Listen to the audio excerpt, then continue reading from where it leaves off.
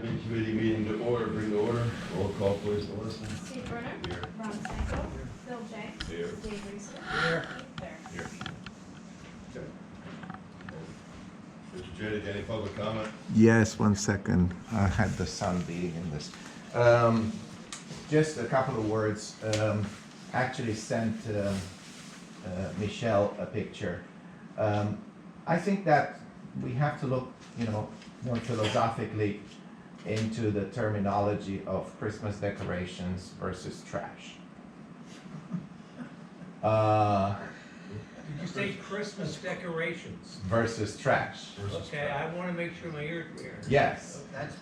Some notable neighbors have chosen year after year to leave their Christmas decorations, so-called Christmas decorations, until they become trash. And to me, desecrating a tradition to this matter is despicable. One thing is to have a tradition and say, okay, let people enjoy, let kids enjoy, decorations and lights and what have you. And the other thing is to leave these things until they become moldy and soggy and you name it. And we do have an ordinance regarding trash on your property. The question is, at what point do we determine that that stuff has become trash? And we're hanging, rags and stuff for no legitimate purpose. It is February. So, again, we're desecrating a tradition. I'm not a religious person, but I do respect traditions and culture. And I think they're a valuable element in our society. But something like this has nothing to do with Christianity, has nothing to do with tradition. Has to do with, I don't know, I can name a few things like sloppiness or laziness or whatever you name it, or just plain wanting to piss off your neighbors and then complain that the neighbors complain. We have to complain when we see that kind of stuff. So again, I would appreciate if we could draw a line. I agree that we cannot legislate everything, but I think that common sense and looking at the legitimate purpose of a person doing something like this has to prevail. So maybe some guidelines of how this is enforced, I think it would be useful. Thank you so much. Thank you. Public comment? No, also as part of my public comment, I'll say thank you for doing this a day early. I know this is because of me, so thank you for getting everything done a day early. It ruined my dentist appointment. Cash update? I know. At the end of January, cash and investments totaled $9,814,000. It is a decrease of $630,000 from the end of the calendar year, which is typical for the month of January. During January, grant reimbursements was received that we had been waiting for several months on the police computer equipment, leaving just one quarter at $680 remaining, and that has actually already been received in February. So with the pending grant activity, our ending balance is $9,815,000. Interest rates have not changed at Tompkins. Pliget rates are still in excess of 5, but they are trending downwards. During January, 4 $1 million terms were purchased in Pliget from Prime Money, ranging in maturity from 5.39 down to 5.21, which indicates the downward trend. That leaves a prime balance of $3 million. In the class account, $700,000 was redeemed for operations in January, leaving balance of 1,000,008. So the total Pliget balance at the end of January is 8,933,000. 40,000 was earned in interest between the Pliget accounts and the bank. Interest that was paid on the note was 1,300, so our net interest for the month of January was 39,000. When we look at the Pliget rates, if you look over the next 12-month period, you can see that Pliget is also anticipating a downward trend in interest rates, starting at 5.33 down into the 4s. So our purchase of the 4 terms could be hedging that eventual decrease. Are there any questions on cash and investments? Any questions?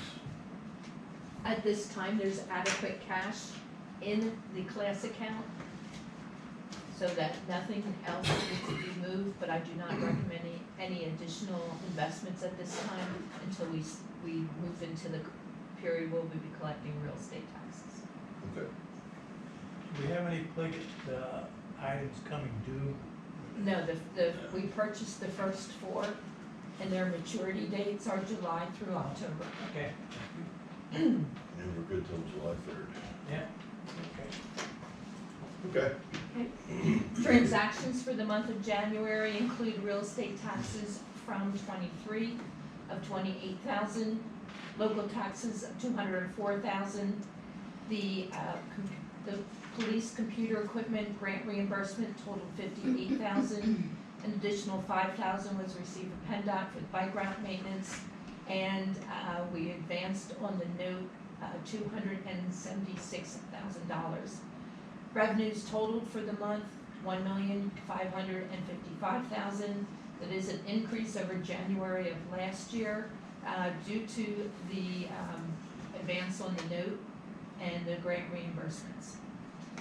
I have not presented the January budget information. I continue to work on taking the approved budget from December and spreading that over the 12 months. I hope to have that complete when we review the February results. Expenses for the month of January include payment on Bolton application number 1 for the garage general contractor in the amount of $266,000. The pump station application number 2 was paid for $37,000. The insurance down payments were made in January for a total of $153,000. Some of the policies require full payment for the entire year. Other policies require a 40% down payment, so that was a large invoice for the month of January. Also, in accordance with the collective bargaining agreements, payments were made to employees who choose not to participate in the borough plan. That payment was made with the second payroll of January and totaled $56,000. Expenditure total $2,148,000. It is more than January of last year due to the payment apps paid for the garage. On a net basis, expenditures exceeded revenue by $592,000, actually less than the prior year. When that $592 is deducted from the beginning fund balance of $11,454,000, our overall fund balance at the end of January is $10,861,000. 3.1 of that is reserved.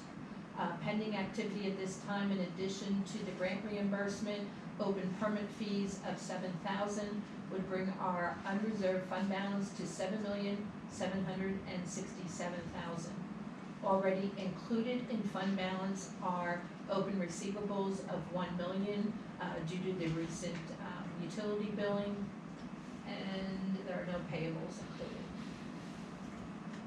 When we look at the variance that we're aware of thus far, as we discussed at our last meeting, the insurance renewals came in significantly higher than what had been budgeted. Budget increase was in line with CPI, that was in the 6 to 8% range. When they renewed, they were actually in excess of 23% increase. That equates to an unbudgeted expense for insurance of $68,000. I have some information about the real estate assessment that will be used to print the bills, and the value actually went down since we budgeted in the fall. That will be a loss of revenue of $31,000. In December, council approved an unbudgeted expense for sewer work in conjunction with the West Lawn Interceptor project. I believe that contract was awarded to Wexcon in the amount of $102,000. The borough was notified, and I believe Michelle had notified council of the award of 3 different grants. One we were aware of in connection to the Stonehouse and was budgeted accordingly. 2 other projects were not part of our initial budget. The Berkshire Heights ADA improvements, I believe that's going to the infrastructure committee to discuss whether to proceed with that project because it was unbudgeted. The Berkshire Heights, Berkshire Heights, they're gonna discuss. The other project that was awarded was for flood mitigation at Brandywine and Lincoln. And the amount of the grant is only a portion of the cost that's to be incurred. The grant award was for, I believe, $125,000. The total project cost is $1 million. So, and the project is to reline an entire storm drain pipe, so it doesn't make sense to move forward. I mean, even with our 50% match, we would be able to line a quarter of the pipe, which just for mobilization purposes alone doesn't make a lot of sense to move forward.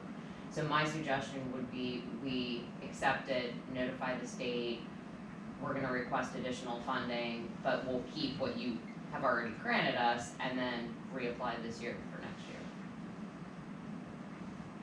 The other unbudgeted project that may be moving forward is the work on the pedestrian bridge. That was not part of the original budget because we were under the impression that the timing would cause those expenses to fall into 2025. But it looks like a portion of the project, there's actually 2 projects.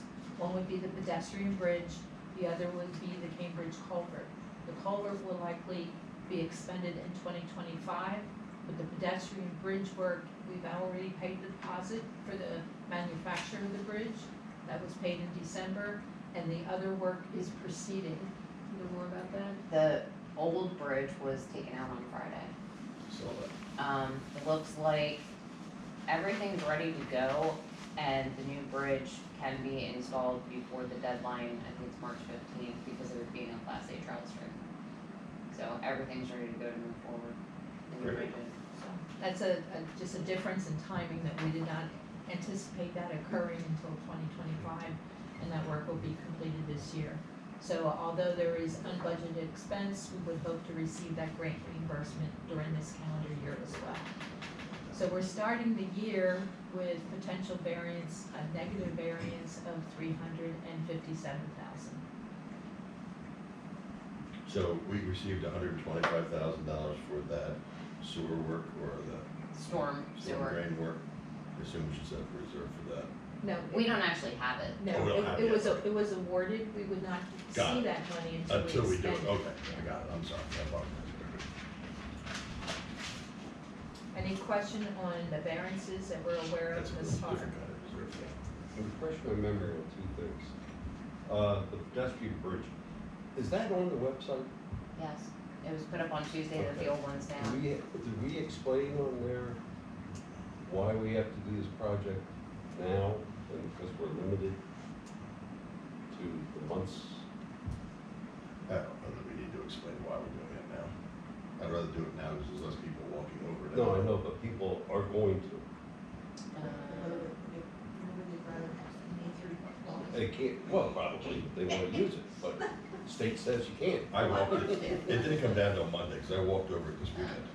Yeah, it was on Monday. Yeah, and, there was signage saying it's gonna be closed, I don't know that we need to Okay.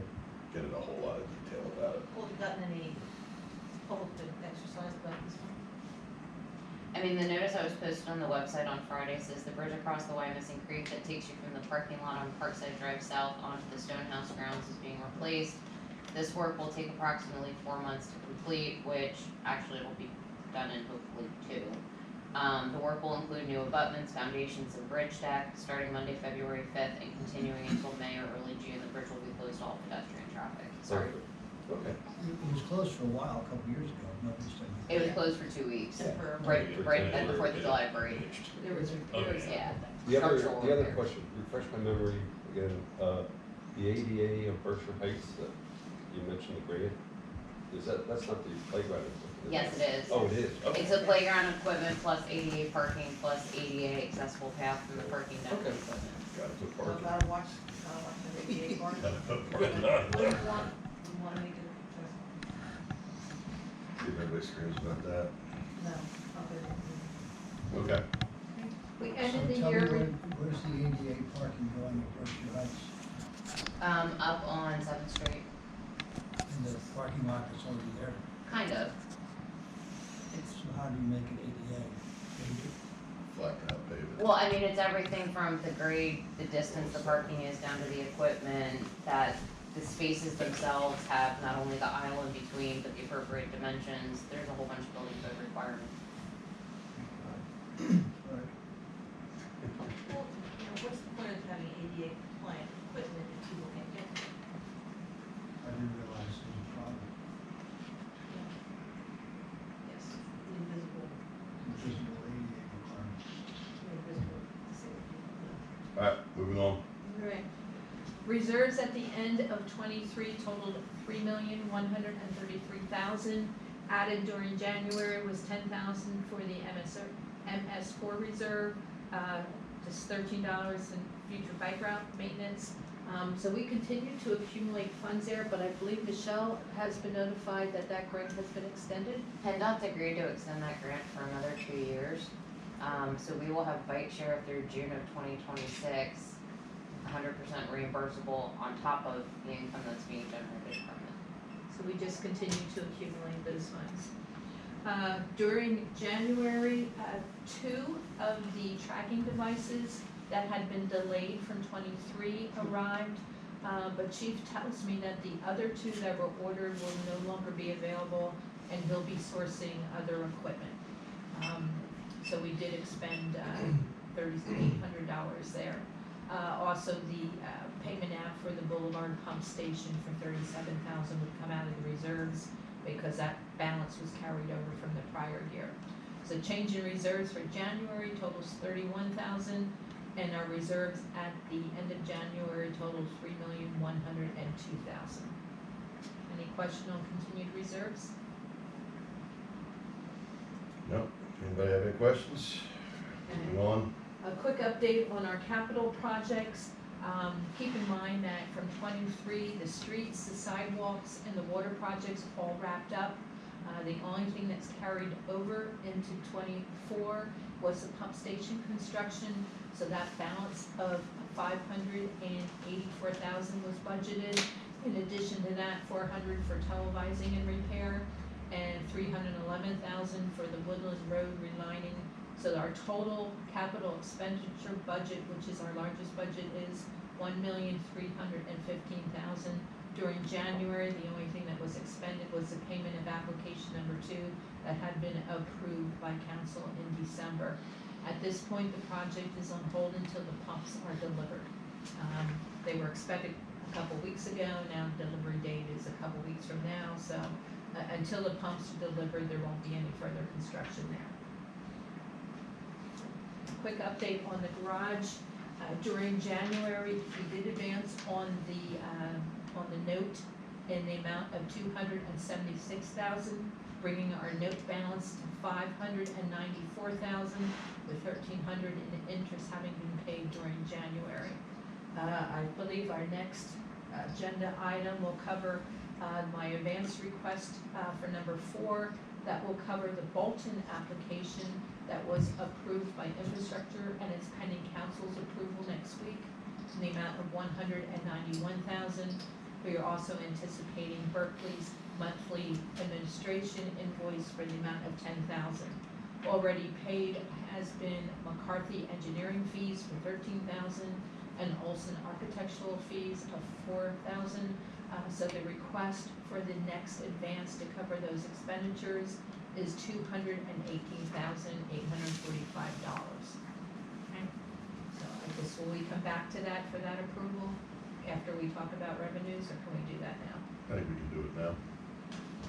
All right, so we need a motion to approve the business manager to draw the Tompkins General Obligation Note in the amount of $218,845.49 for expenditures incurred during the pending February council approval. Does anybody want to make that motion? Second. We have a motion and a second. All those in favor? Any opposed? I will abstain due to the fact I work at Tompkins Financial. Okay, motion passes. So total capital expenditures for month of January, when we add the 2 police trackers, the costs incurred for the public works garage, and the payment out for the pump station, total capital expenditures for the month of January, 332,000 of the 8.2 that has been budgeted for the year. Any questions on expenditures? All right, going back to real estate taxes, additional taxes related to 23 were collected in January because she's required to accept any mail that's postmarked by December 31st. Additional taxes received, 25,000, brings the year-end total to 4,642,000, leaving 73,000 uncollected and turned over to the county in January for collection. So of the 25,000 that was received by the borough in January, when related penalties as well as delinquent taxes collected by the county and interim taxes, our net real estate taxes for the month of January totaled 28,000, less than January of 23. It's all a matter of timing with that mail that comes in at the end of the year. Okay. On real estate taxes, when we budgeted, the value that was used was $1,051,000,000. The final abstract has been issued from which the 2024 invoices will be printed, and that value has decreased to $1,046,000,000, a loss of over $5,000. That was driven primarily by one property, which was 50 Innovation Way. So that is a loss of tax revenue at our current tax rate of $31,000, and that's the amount that I've included in our variance schedule. Okay. That's good. Other local taxes collected during January totaled $204,000, an increase over last year primarily due to a timing in the Wilson mercantile distribution. So there's a positive variance next to last year as well as my initial, now I had actually estimated more, and I'll get into the detail of that. What we're seeing in real estate transfer tax, during January, 12,000 was received. Actually, this morning, we received the February distribution of January activity, and that's just $8,000. So these two amounts are actually all-time lows compared to recent years' activity. So we're once again in the position of hoping that there's some huge commercial properties that are going to sell and settle, because the residential activity is just way off. There's one tentatively scheduled, bank's supposed to approve financing for settlement today, so there's one that's scheduled for March for closing. The other significantly large one, they're still working through. I've been told it's gonna happen, it's just a matter of when. We need those commercial properties. Who's selling what? Can't say that, they're both confidential. You're both what, residential? Confidential. Sir? Not much happening residential. No. Earned income tax, during January, 103,000 was received. February's distribution was received on Friday for 131,000, bringing the year-to-date total to 235,000 and 13,000 less than the prior year. It's too early in the year to determine if that's going to indicate a trend. We get our large distributions on the calendar quarter. Okay. Mercantile tax for month of January totaled 84,000. Again, the driver there was timing from the Wilson School District of 83,000. That was certainly unexpected both in December and January. There was large distributions there. The due dates on those returns are April 15th. So the receipts that we're getting from the school district are delinquent taxes, which can't be predicted. So, it's too early to say that that's gonna be indicative of a positive trend in mercantile tax, because I really do believe it's a timing difference from '23.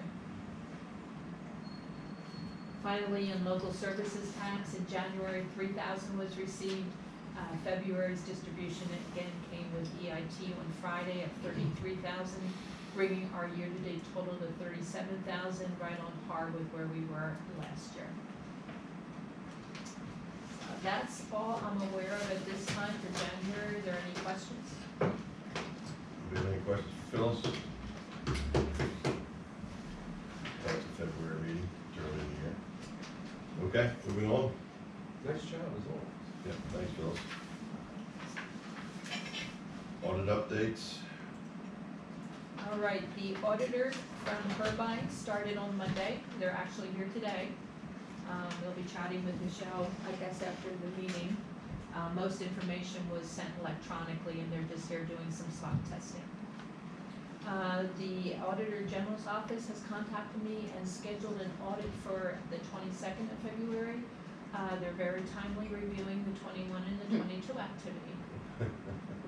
I have been notified by the workers' comp company that the audit is pending, but they haven't reached out to schedule a date yet, but those work papers are ready.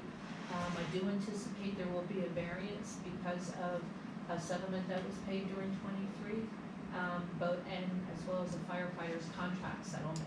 Those will all be items that were not estimated when the original workers' comp policy was bound. And actually on Monday, I submitted the data to the actuary that works for our pension plans to get our next OPEB valuation. They're doing every other year cycle, and we're due for one for January 1st, 24. Hopefully working with this set of actuaries will give us quicker results than the prior company that we had been using that was not particularly timely.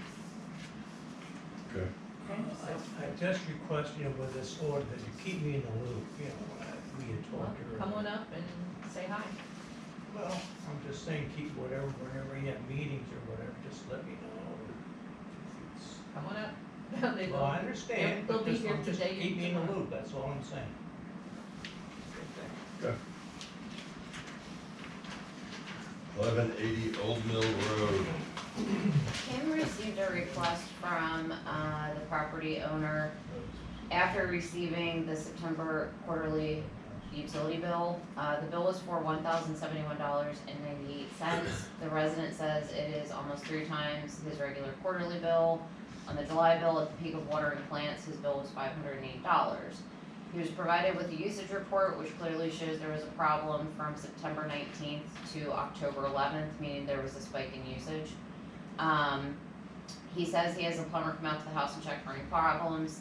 No leaks were identified. He does not have a pool or a sprinkler system, and he's asking for consideration on his monthly bill. The agenda says, discuss the request to pay the average utility bill due to water usage not passing through the sewer system. We have no proof it actually did go through the sewer system. Exactly what happened across the street. Saliva, yeah. Yeah.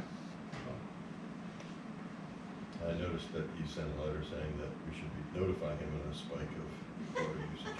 Yeah, I mean, it would be great if the meter technology sent us an alert, but the system's not there yet. I mean, we can go back and look at it after the fact, but it's not set up, nor am I aware that it's capable of, Kim's office flashing bright red when somebody's got a potential leak. We had a spike 2 years ago, fourth quarter. And it was around the time that our HVAC people came out to do their preventative maintenance. And what they did is they increased the amount of Humidifier. water that goes through the humidifier. Yeah. Okay, that's only supposed to be a trickle, and this was coming steady flow. And it ran that way, and that's where they determined That's a lot of water, that's a lot of water. you bet. Those I are can- the worst. Certainly ask, that I was thinking that or a water softener, those are the only things I can think Water of. softener also. Well, You can't grade it. right. Yeah, We, historically, we have, if you can't prove it didn't go through the sewer system, we can't prove that it didn't. And it's not our obligation to prove that it did not, so I'll make the recommendation that we deny, reducing the sewer portion of the water bill on 1180 Old Mill Road due to the water not passing to the sewer system. So I'll second it. Second. I have a motion and a second. All those in favor? Aye. Aye. Any opposed?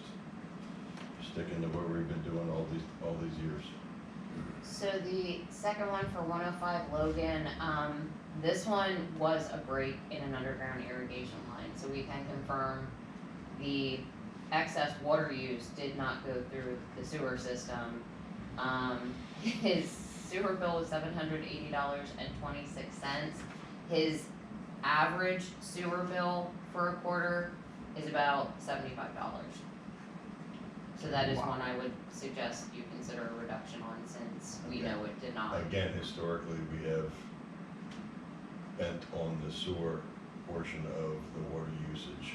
If we can prove that it didn't go through the sewer, in this case, it's Thank you. been proven to not go through the sewer. So I'll make the recommendation that the resident, I'll make a recommendation that we reduce the sewer portion of the water bill for 105 Logan Avenue due to the broken irrigation line for which the water did not pass the sewer system. Did they submit something that verifies Some the proof. proof irrigation line? Yeah, Jim has it. We just need to make sure that you have that in case you get Yes. controversy between the two grants. One you have proof on, the other one you don't. And should we maybe have them put up a separate meter for that? Well, you can put a deduct meter on, but that's at the resident's expense and choice. Right. That's Jim, not a cheap proposition. I know, but, There goes the 700 Well, you can also do it for I was thinking, pools too, but we don't do that. we've never forced somebody to put one on, it's their choice. That's correct. Jim did receive photographs from the property owner showing the break in the line. Sure. Okay. So we have a motion, we have a second to approve the Second. 705. Motion is second to reduce 105 Logan Avenue's sewer bill to by $705.72. All those in favor? Aye. Any opposed? I have one comment on item 7. I don't know if this is what's in your minutes, but the second paragraph, it says Old Mill Road should be named. I don't know if you're doing anything with that. Old Mill Lane.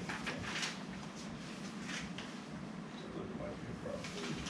Well, it is. That's the problem. Make it right. Different time of year. Is it Old Mill Lane? Yeah. According to the utility bill, yes. Where's the My old house. I just saw that note. Okay. Policy for posting of meeting information on the borough's website, for public comment. About policy nine. review. About 9. Pedestrian bridge. Want me to do now? We talked about it, but you didn't actually approve the motion, since that is not in the budget this year. Why is mine 9, not say 9? To the, Oh, I printed the wrong one off. These have been Sorry.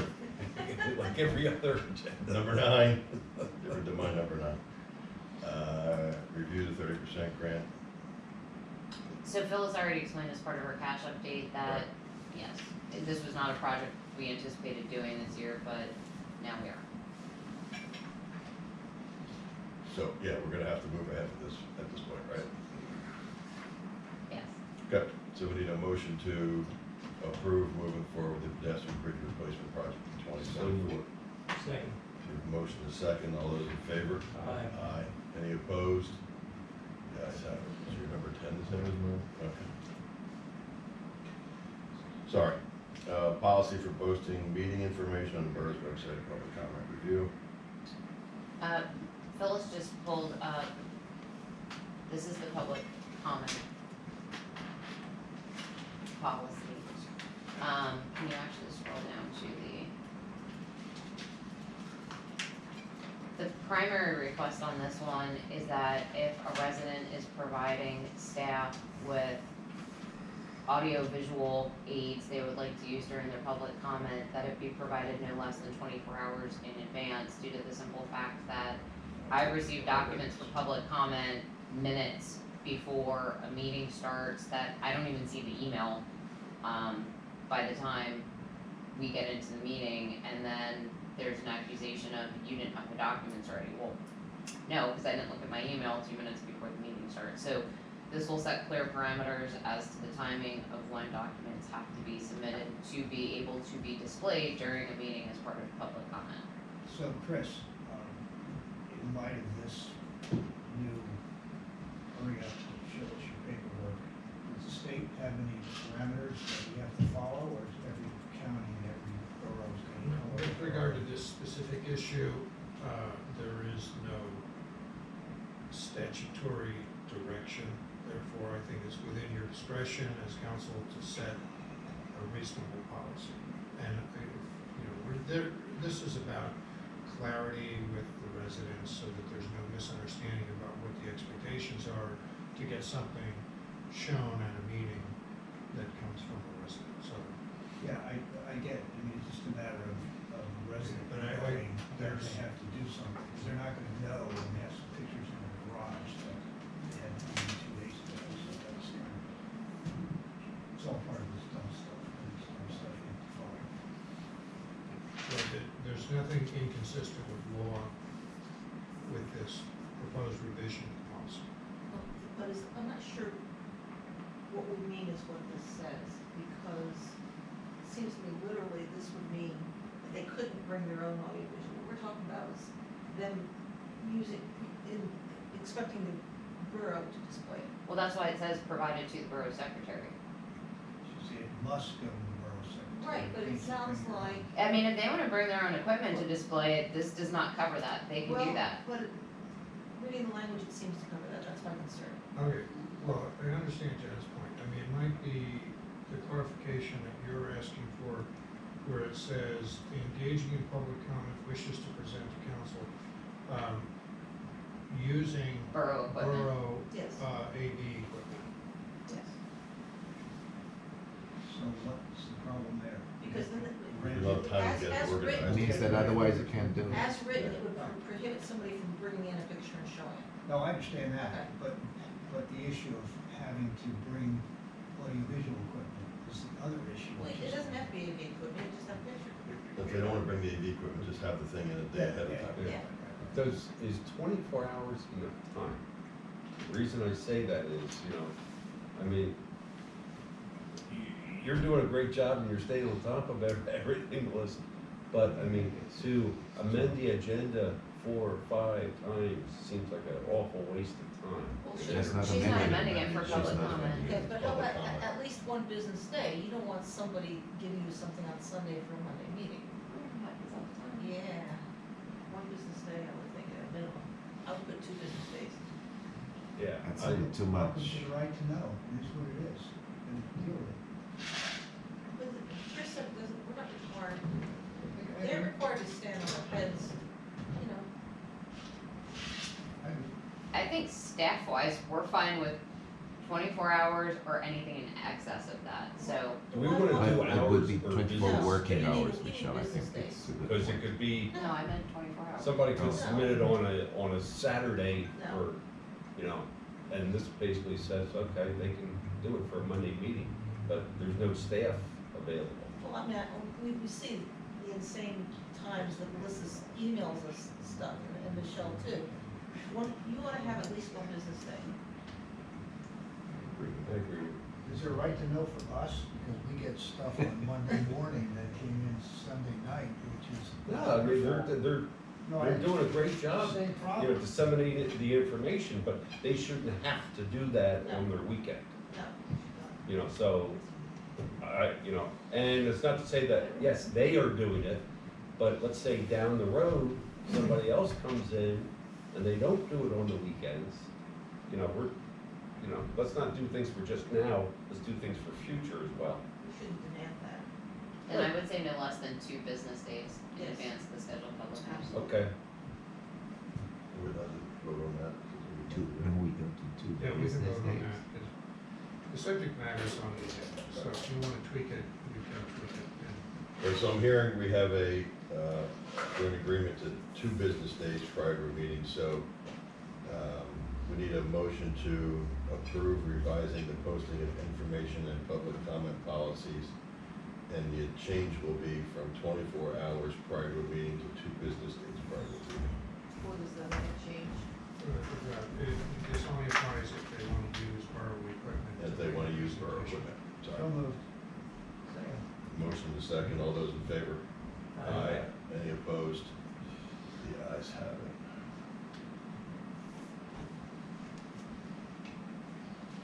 Okay. Appraisal of the CCA building? I was asked to obtain an appraisal of the building across the street again, and I don't have the authority to do that without your blessing. Who asked you for that?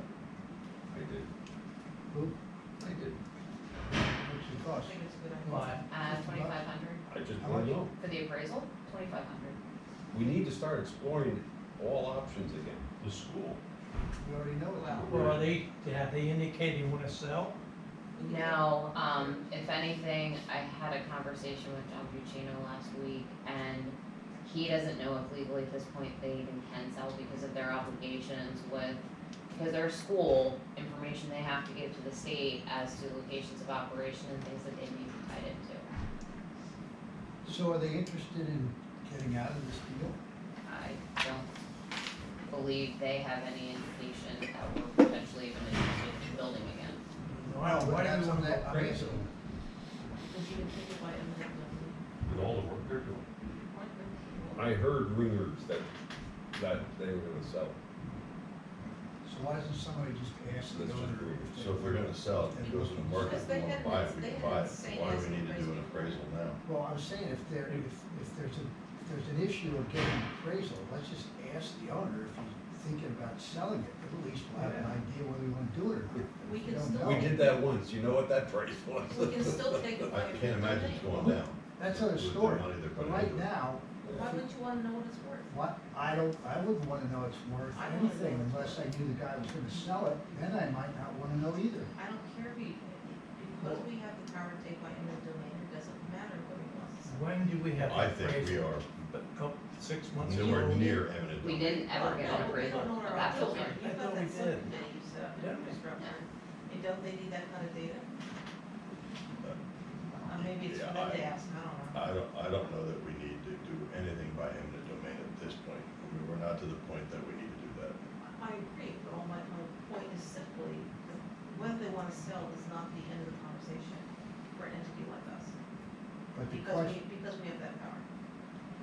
Yeah, I but we're can't not imagine asking we're that gonna use question, eminent domain. right? We're on just those. asking the question. We're asking what it's worth. Don't worry. Yes. I agree with Bill, we have to find out what But we it's worth. can't get that unless we pay for it, and there's no sense even asking, so it's like me asking how much your house is worth, and so I'm gonna do an appraisal of it, and you say, I say, why? You say, well, I just want to appraise your house, I say, no, you going to do an appraisal of your house? Usually you ask somebody if we do an appraisal of your building.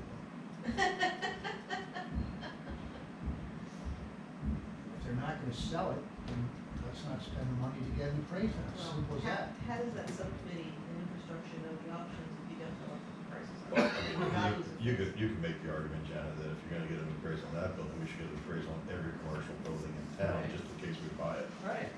No, we don't have to. We don't have to. And that's extreme, I understand, I get it, but any We're looking at your- sizable commercial property that we could fit possibly be building. We got appraisals of the other buildings. But it's with approval of We the did, owner. but they were potentially for sale. This, if we get notification that they wanna sell it, I'm okay with getting the appraisal at that point. How long does it take to get an appraisal? Exactly. A week, Exactly. 2 weeks? Okay, so we have to do that. I mean, it doesn't take long. All right, so maybe your subcommittee will want, maybe three. That's fine. I'll make the motion we table it. Okay, we have a motion to table the appraisal of the CCA building. All those in favor? Aye. Any opposed? I understand why we're doing it, but I just don't know that it's.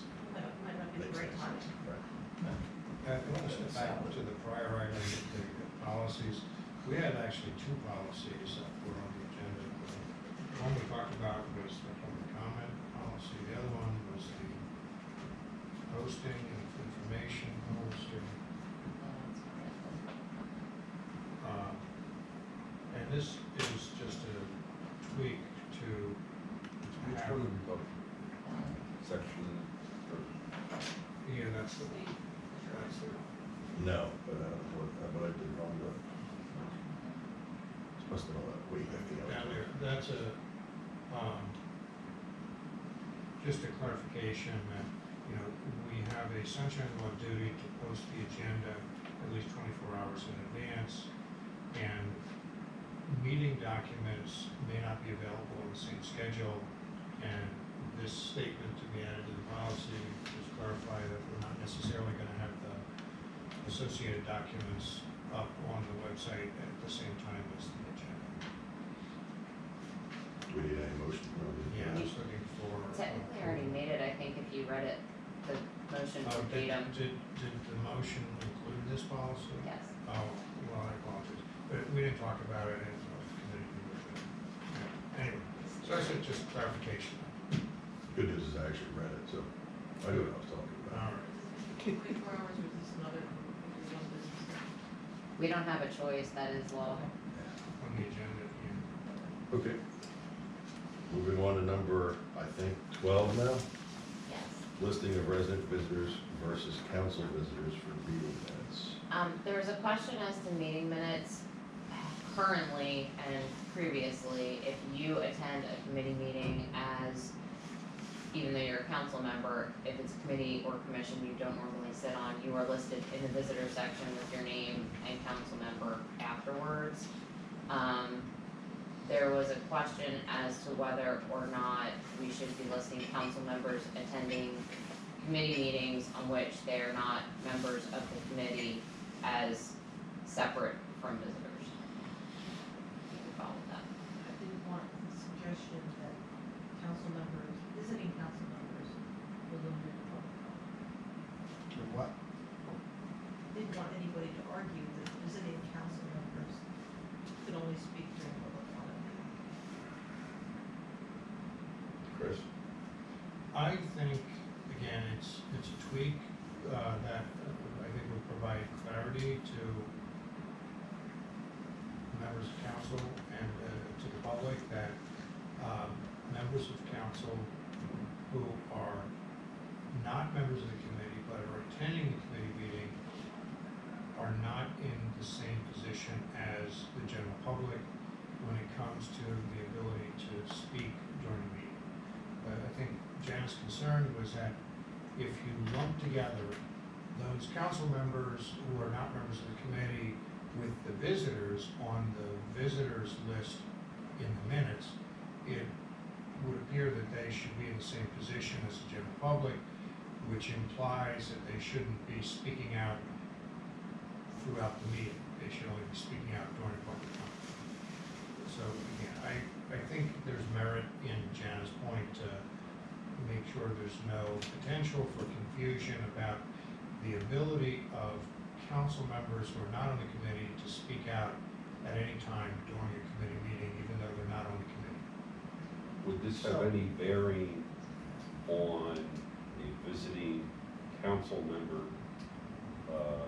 being asked to, be part of that specific meeting, create a quorum? Well, I don't know how Melissa handles that in the minutes. I would assume that if somebody becomes a voting member of the committee due to the absence of other regular council members of the committee, that you would list that council member as part of the committee for that meeting. Yeah, okay. So can I ask you a question? Are we making new law here, or did the state tell us we had to do this? This is just a policy. Well, that's okay, I'm just trying to get an answer, No, because there's no legally compelling reason for this, other than Clarity. clarity. All right, so if I go to a meeting that I'm not a committee member of, then I have my 5 minutes of fame at the beginning as public comment, right? Or I should have it because I'm a citizen. So what? If I'm not on council, then I'm a citizen and I want to say something. I shouldn't have to wait and ask somebody to, on the other hand, I could say, could I speak as a committee person? Which is like, yeah, of course you can, you're a committee person. So it sounds Well, I think- incongruous, not I ambiguous. Oh, sounds what? Incongruous. I think there's merit to this. Sounds like that to me.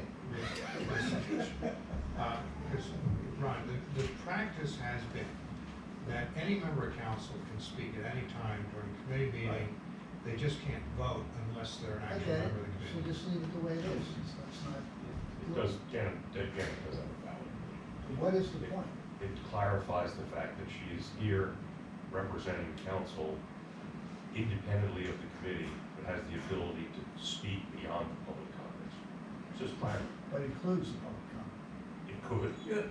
Anybody can speak at the public Well, comment, that's what I'm saying. but you can get up, and that's a portion of your 5 minutes that you can talk Right, at the beginning of the meeting as long as it's an agenda item. exactly. She's talking about, right now, having this discussion, she'd like an input in it.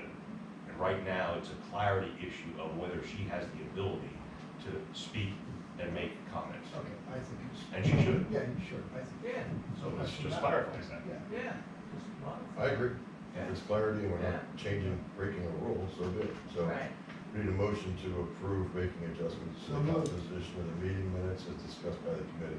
Second. A motion and a second. All those in favor? Aye. And all those in favor? All those in favor? Aye. Aye. Any opposed? The ayes have it. Going once, twice. Executive session needed? Yes. Okay.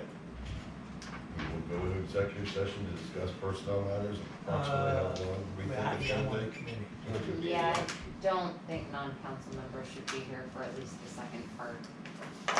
Non-council member Oh. lead. I think you can stay for the first one, but I don't know that you should be here for the second one. Reconciliation. Steve, there's, Oh, Everything's Objection. reconciled, the bank statements have not arrived. No action. So if Are they you, both Doesn't personnel matter. matters, what Michelle? I printed off the end. Yeah, the one more serious than another. If you want to see the We have paper objection. statements. Steve, What's your one I objection. have to wait to the mail. Personnel matters, the reason is not enough, it has to be You can if you discreet. accept what the- And this is not a personnel committee. I can't. So, but nevertheless, the law says, Mr. Hartman, it has to be a discrete matter. What are you exactly talking about? Not just personnel matter. We're talking about the weather. That does not cut it. We're Whether it would be talking- personnel matter. About funding personnel. Then I have to pick up my son. That's, I don't think that's enough. I urge you to reread the law. They must have started. Funding existing They personnel. should be ready. One second, everybody's talking. I don't hear anything. Well, the reconciliation, I did through January. That's what's entitled to do. Maybe I can. So we're not gonna be acting on anything after. No. No. Do you want Okay. to come up and say hi to the others now? Well, if I have to get out of here, I'm doing that. So all we're gonna do is Do I- come back to adjourn. That's all we're gonna do. Do I stay or not? What am I doing You can here? stay for the first one, not the second one. I'm gonna walk you out because I need the water. I would just leave if I were you. Yeah. Get a start on the wall. So, Chris, once more, I didn't hear, what was the discrete matter? I'm sorry. Funding existing personnel. Funding existing? Gotcha. Thank you.